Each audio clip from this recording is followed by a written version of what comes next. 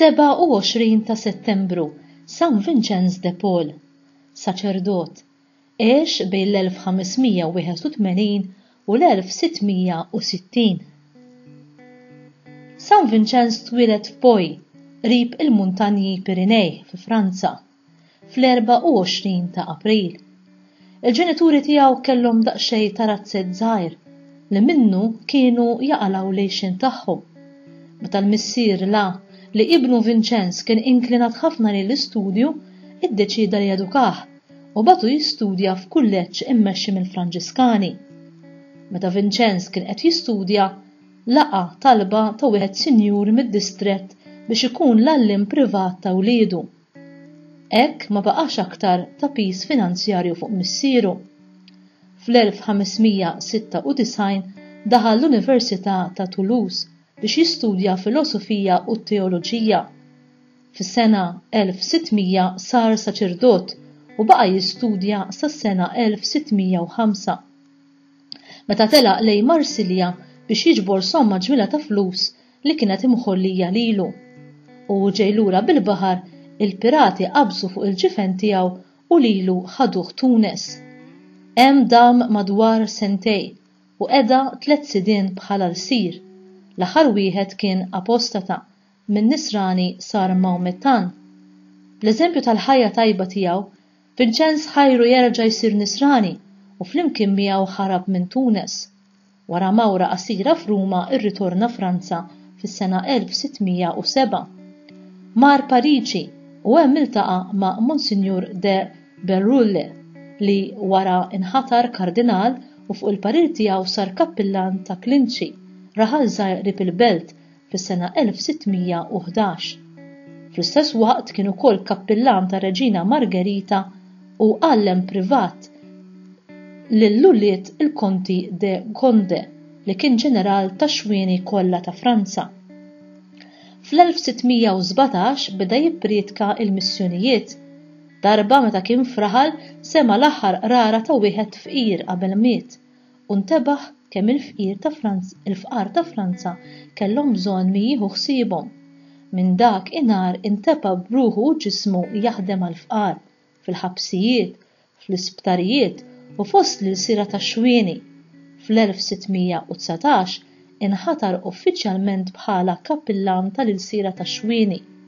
Fl-1625 waqqaf il-Kongregazzjoni tal-Missjoni li l-membri tagħha saru magħrufa bħala Lazzaristi minħabba li l-kunvent li kien qed iservi sar bħala id-dar ċentrali kien iġib l-isem ta' San Lazare f'Pariġi. Bl-għajnuna ta' Santa Louise de Marelic waqqaf il-Kongregazzjoni tas-Surijiet tal-Karità. Il-kappella tagħhom kienet il-Knisja parrokjali u l-kunvent tagħhom kien fil-wards tal-morda fl-isptarijiet u fit-toroq mal-fqar. Bl-għajnuna tal-membri ta' dawn il-kongregazzjonijiet huwa waqqaf orfanotrofi għas-subien u għall-bniet, sptarijiet, djar għall-kura tal-mar tal-moħħ u rnexxielu jifdi aktar minn 1200 il-sir f'Tunes u fl-Arġier. Kien bniedem li jġib il-ferħ kull fejn jersaq, kien sensittiv ħafna għal bżonnijiet tal-oħrajn.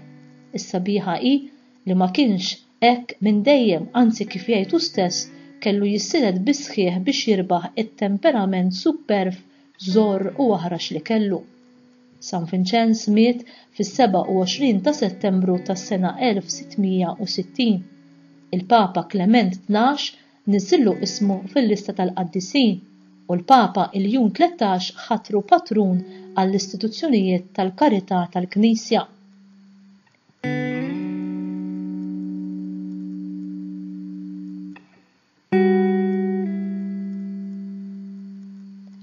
Din li ġejja hija silta minn ittra ta' San Vincenz de Paul. Stinka biex tkun kuntent ukoll meta ssib ruħek imdawwar b'ħafna affarijiet li jikkaġunaw l-iskontentizza. Oqgħod attent li ma taħkmekx lejra għax din teqret l-imħabba fraterna. Id-don ta' San Vincenz de Paul li jintegra s-servizz ta' karità tiegħu ma' ħajja profonda ta' talb huwa wieħed mill-aktar attrazzjonijiet tiegħu għall-insara kontemporani. It-taħlita ta' talb u ta' azzjoni ta' Vincenz appellat lil-għexierem ta' eluf ta' fidili matul l-aħħar 3 sekli. Huwa għad għandu u jibqa' jkollu valur spiritwali li jdawwal lin-nies li jiġġieldu biex jintegraw it-talb u l-meditazzjoni b'servizz għal proxmu fil-bżonn. Jiġu eżawriti mill-attività tagħhom minflok ma jiġu nutriti minnha. Raw lil Alla fil-foqra, fil-morda, fin-nies bla dar u f'dawk b'diżabilità.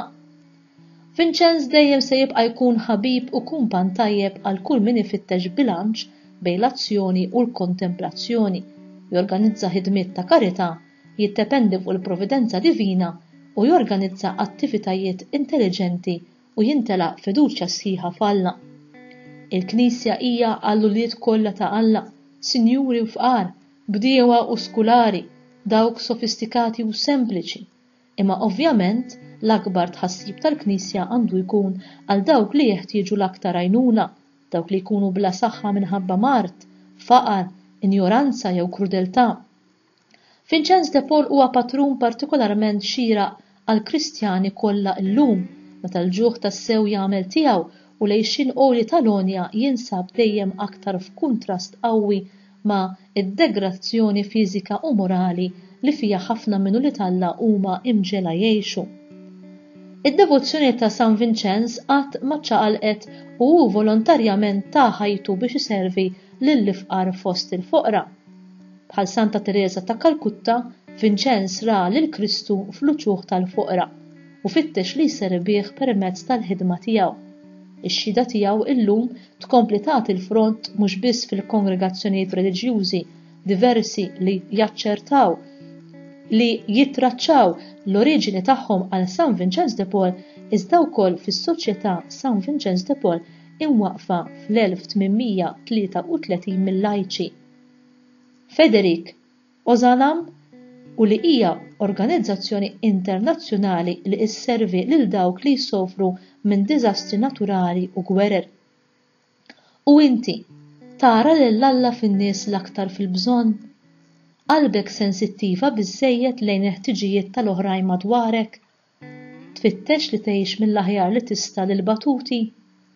Tmur iżżur lil morda u l-anzjani fid-djar jew sptarijiet biex tkun ta' kenn għalihom u twarrab xi ftit flus għal karità?